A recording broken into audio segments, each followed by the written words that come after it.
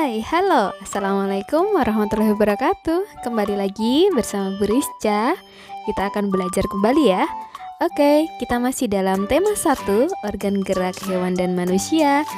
Subtema 1, organ gerak hewan dan pembelajaran ketiga. Nah, hari ini kita akan memulai mengawali pembelajaran dengan melihat video. Silakan anak-anak lihat dulu ya. 11 warga di Desa Raharja RT 5 RW 11 Kecamatan Tanjung Sari, Kabupaten Sumedang sedang melakukan isolasi mandiri. 11 warga yang terdiri dari 4 kepala keluarga ini positif COVID-19 seusai menjalani rapid test antigen. Saat ini kebutuhan 11 warga tersebut sebagian sudah terpenuhi, baik dari sumbangan dari pihak desa, relawan, dan para donatur, serta bantuan tetangga sekitar. Menurut Ketua RT 5, Rahmat, warga yang sedang menjalani isolasi mandiri membutuhkan vitamin dan sembako, mengingat warga yang isoman tidak bisa keluar rumah. Dengan bantuan yang diberikan, diharapkan warga yang sedang isoman tenang dan tidak memikirkan kebutuhan sehari-hari. Sekarang ada 4 warga. 4 warga. 4 kakak apa 4 warga? 4 kakak. 4 kakak total jumlahnya berapa? Jumlahnya 11 jiwa. 11. Untuk bantuannya sendiri gimana nih Pak? Untuk bantuannya yang pertama mungkin kita cari dana ya dari relawan. Terus yang kedua juga kita mengajukan ke tingkat desa ya, karena ada juga dari desa sih untuk saat ini, dan juga yang lebih utama itu lingkungan, tetangga dan juga kerabat. Selain memberikan sembako dan kebutuhan obat-obatan, pengurus staf RT 5 juga melakukan penyemprotan disinfektan ke rumah-rumah warga untuk mencegah penyebaran COVID-19 di lingkungannya. Nah, anak-anak, itu tadi video terkait adanya berita di mana warga membantu warga lain yang sedang isoman. Apakah itu isoman? Yaitu isolasi mandiri. Nah, sebenarnya apa yang sedang terjadi sekarang ya? Yang sedang terjadi sekarang adalah kita, warga Indonesia dan tentunya masyarakat dunia sedang bersama-sama menghadapi pandemi ini, yaitu pandemi yang diakibatkan oleh virus corona. Nah, anak-anak tentu sudah banyak mendengar virus corona ini yang menyebabkan banyak masyarakat kita terpapar oleh virus corona ini, sehingga menyebabkan warga harus melakukan kegiatan isolasi mandiri di rumah. Kegiatan isolasi mandiri yang dilakukan oleh warga yang terpapar virus corona menyebabkan warga tersebut tidak bisa menjalani kegiatan sehari-hari. Dalam video atau berita yang tadi sudah kita lihat bersama-sama, anak-anak bisa mengamati bahwa warga sekitar yang berada pada lingkungan warga yang terkena paparan virus corona membantu warga lain memberikan makanan. Hal itu dilakukan supaya saudara atau warga yang terkena virus yang sedang melakukan kegiatan isolasi mandiri tetap dapat mendapatkan asupan makanan yang layak, dan tentu kita berharap supaya virus itu segera menjauh dari badan warga tersebut. Nah, tahukah anak-anak, kegiatan membantu saudara kita atau warga kita yang sedang isoman merupakan contoh atau aplikasi sikap dan nilai-nilai Pancasila, yaitu sila kedua, kemanusiaan yang adil dan beradab. Baiklah anak-anak, contoh tadi adalah salah satu penerapan nilai-nilai yang terkandung dalam sila-sila Pancasila, yaitu sila kedua, kemanusiaan yang adil dan beradab. Nah, sekarang mari kita amati. Ini ada gambar Garuda Pancasila ya. Nah, anak-anak masih ingat? Pancasila sebagai dasar negara Indonesia bukan suatu hal yang baru bagi masyarakat Indonesia. Dari zaman dahulu, nilai-nilai Pancasila memang sudah terkandung dalam kehidupan sosial budaya masyarakat kita. Nilai-nilai tersebut telah meliputi berbagai aspek kehidupan dan masih tetap dipelihara sampai saat ini. Nah, nilai-nilai Pancasila perlu kita kembangkan dalam kehidupan sosial budaya dan kehidupan sehari-hari kita.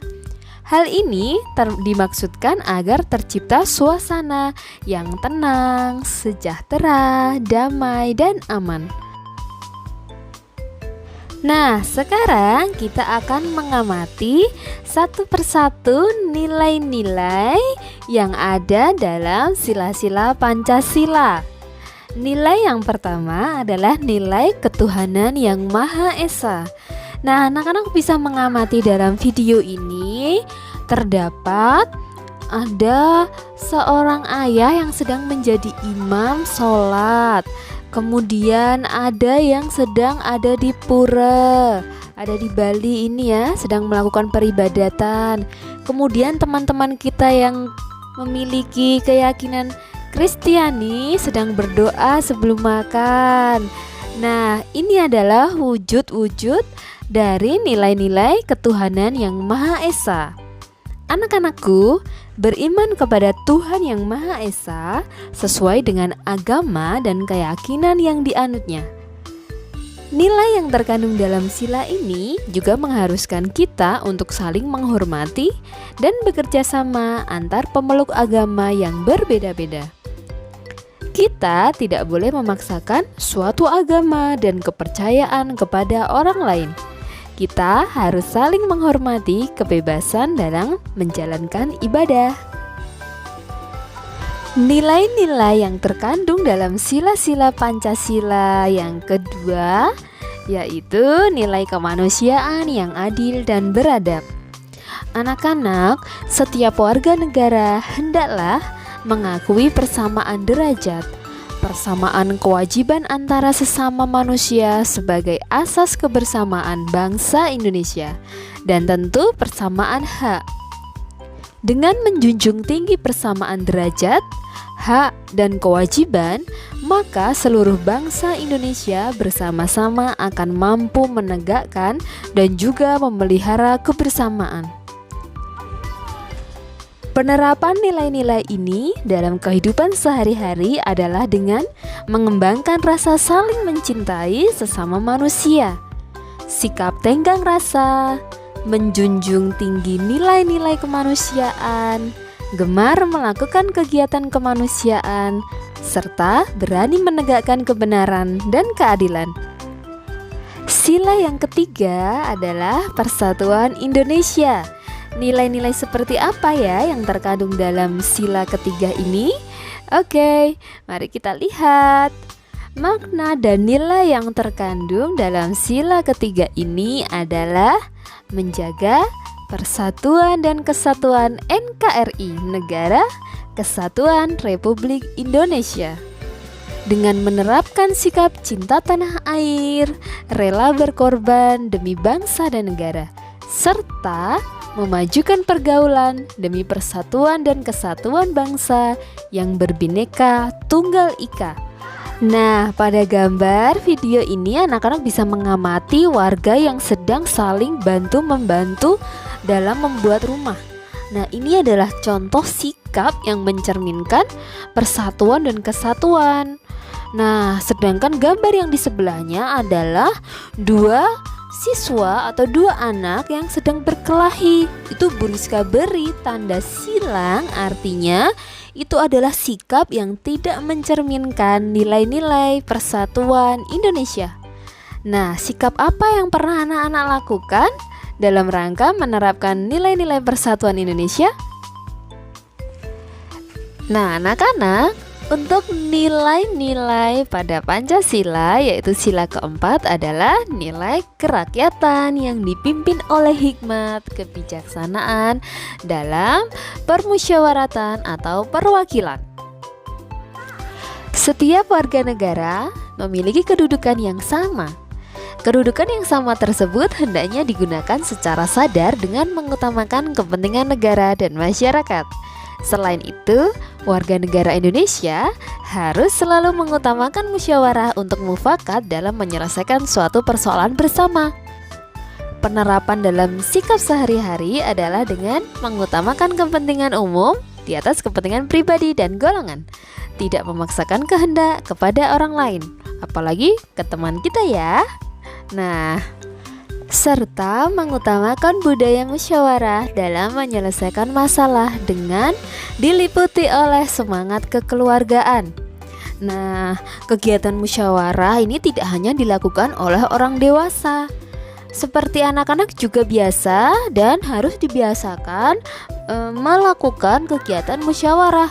Misalnya dengan teman, ketika ada 4 orang atau 4 siswa yang akan melakukan kegiatan, misalnya akan menentukan tema dalam belajar, anak-anak boleh bermusyawarah, anak-anak boleh mengeluarkan pendapat, serta anak-anak tidak boleh memaksakan kehendak diri sendiri kepada temannya.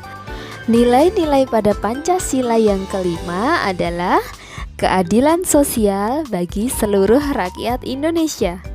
Anak-anak bisa mengamati pada gambar tersebut ada seseorang yang setelah cuci tangan lalu membiarkan saja airnya bercucuran atau sampai tidak dimatikan. Nah, kita harus menghindari diri dari sifat pemborosan. Kita juga harus menghindari bergaya hidup mewah dan perbuatan-perbuatan yang merugikan kepentingan umum. Kita harus bekerja keras dan menghargai hasil kerja keras orang lain, tentu sangat dibutuhkan ya dalam rangka mewujudkan sikap kebersamaan.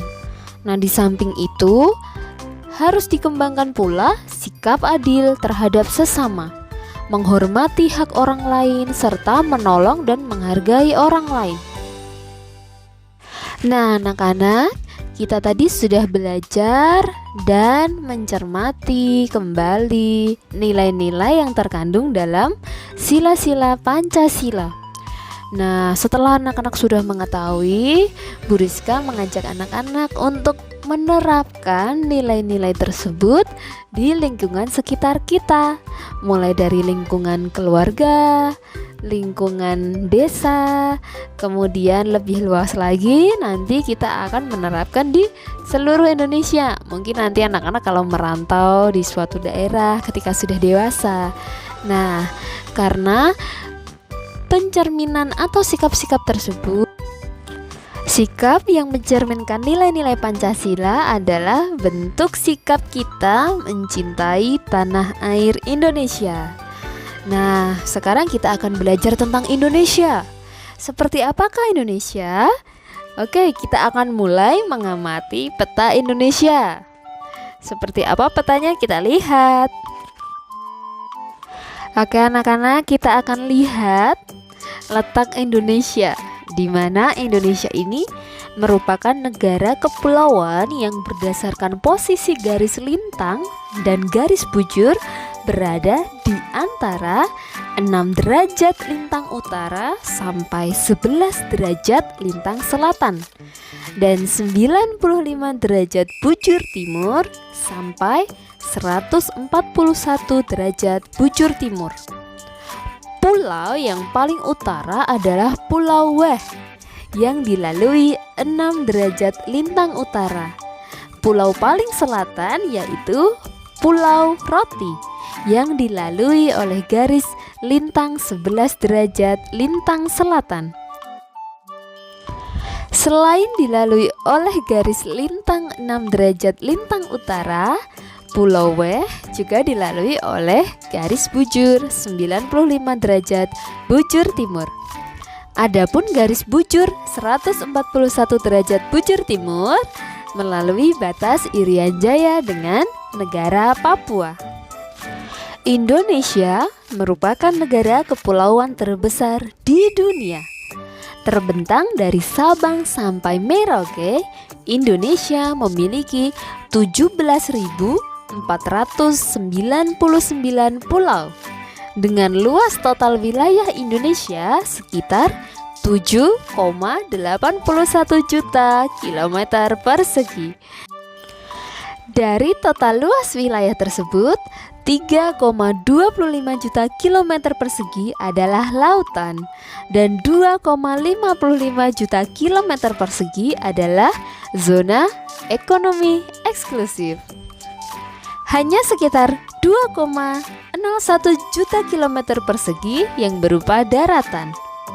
Dengan luas wilayah laut yang ada, Indonesia memiliki potensi kelautan dan perikanan yang sangat besar. Anak-anak bisa menggambarkan letak tempat tinggalmu atau letak wilayah tempat tinggalmu menggunakan atau ke dalam sebuah peta sederhana. Nah, untuk mendapatkan data atau informasi yang akurat, anak-anak bisa melakukan pengamatan langsung dan bertanya kepada orang tua, pengurus RT, RW, atau tokoh masyarakat di wilayah tempat tinggalmu. Nah, anak-anak, adapun yang harus anak-anak tampilkan pada peta, contohnya, misalnya anak-anak letak rumahnya di mana, dipertegas. Kemudian batas-batas RT, lalu rumah, jalan, kemudian jika ada ladang, kebun, sawah, bukit, atau hutan yang ada di wilayah tempat tinggalmu, boleh juga digambar. Ada pula jika ada sungai atau aliran air, juga boleh disertakan. Jadi, bagaimana? Sudah siap membuat peta wilayah tempat tinggal anak-anak ya? Nah, jika sudah selesai membuat peta wilayah tempat tinggal anak-anak, silahkan boleh dikumpulkan di Google Classroom seperti biasa. Terima kasih anak-anak sudah mengikuti pembelajaran hari ini. Semoga ilmunya bermanfaat. Sampai jumpa di pembelajaran berikutnya. Sekian, Assalamualaikum warahmatullahi wabarakatuh.